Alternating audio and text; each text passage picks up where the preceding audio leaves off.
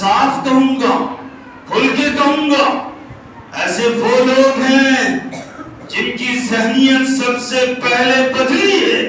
جن کی فکر سب سے پہلے بدلی ہے، اور اسی کی طرف اس شعر میں توجہ دلائی گئی کہ پہلے قوت فکر و عمل فنا ہوتی ہے، پہلے قوت فکر و عمل فنا ہوتی ہے، پھر کسی قوم کی شوکت پہ سوال آتا ہے۔ مطلب یہ کہ اگر کوئی بہن اور اگر کوئی اسلام کی بیٹی، اگر کوئی اسلام کا بیٹا آج مرتد ہو رہا ہے، اسلام کی بیٹی مرتد ہو رہی ہے، اسلام کے نام لیوا افراد مرتد ہو رہے ہیں،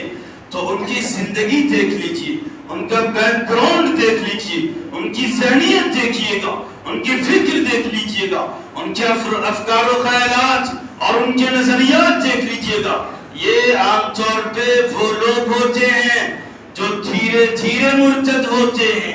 جو دھیرے دھیرے فتنہ ارتداد کے شکار ہوتے ہیں، پہلے ذہنی طور پہ مرتد ہوتے ہیں۔ مطلب یہ کہ سوچنے اور سمجھنے کا طریقہ بدل جاتا ہے، وہ ذہنی طور پہ مسلمان باقی نہیں رہتے، جب بھی سوچتے ہیں تو دنیا دار بن کے سوچتے ہیں، وہ دین دار بن کے نہیں سوچتے، جب بھی سوچتے ہیں تو دینی مفاد ان کے سامنے مقدم نہیں ہوتا، جب بھی کوئی کسی امر پہ بات کرتے ہیں تو دین ملحوظ خاطر نہیں ہوتا، دین مقدم نہیں ہوتا، چاہے وہ جو بھی مرحلہ ہو، وہ نماز کا مرحلہ ہو یا پھر تجارت کا مرحلہ ہو، بزنس کا مرحلہ ہو، ڈیلنگ کا مرحلہ ہو، عہد و پیمان کا مرحلہ ہو، شادی بیاہ کا موقع ہو۔ ایسے وقت میں یہ وہ ہوتے ہیں جب کبھی وہ سوچتے ہیں، جب کبھی وہ فکر کرتے ہیں، کسی تعلق سے سوچتے ہیں تو دیندار بن کے نہیں سوچتے، وہ دنیا دار بن کے سوچتے ہیں، اور جب دنیا دار بن کے سوچتے ہیں تو وہیں سے زوال شروع ہوتا ہے، وہیں سے ارتداد شروع ہوتا ہے، وہیں سے وہ مرتد بننے کی کوشش کرنے لگتے ہیں، اس لیے کہ ذہنیت بدل جاتی ہے، فکر بدل جاتی ہے، افکار و خیالات بدل جاتے ہیں، اور جب افکار و خیالات بدل جائیں گے، جب سوچنے اور سمجھنے کا طریقہ بدل جائے گا، سوچنے اور سمجھنے کا نہج بدل جائے گا، ایسے افراد سمجھ لیجئے پہلی سیڑھی پہ، ارتداد کی پہلی سیڑھی پہ قدم رکھ دیں گے۔ اور آج یہی ہو رہا ہے۔ آج اگر اسلام کی بیٹی اکثریت کے ساتھ فتنہ ارتداد میں مبتلا ہے تو ان کے والدین کے سوچنے اور سمجھنے کا نظریہ بدل چکا ہے، اور اس بچی کے سوچنے اور سمجھنے کا پہلے نظریہ بدلتا ہے، اس لیے کہ وہ بچیاں جو کو ایجوکیشن مخلوط نظام تعلیم میں ہوتی ہیں، جو کسی اسکول، کالجز، یونیورسٹیز یا پھر کسی ادارے میں پڑھتی ہیں، اسٹڈی سینٹر میں وہ پڑھتی ہیں، جہاں مخلوط نظام تعلیم ہوتا ہے،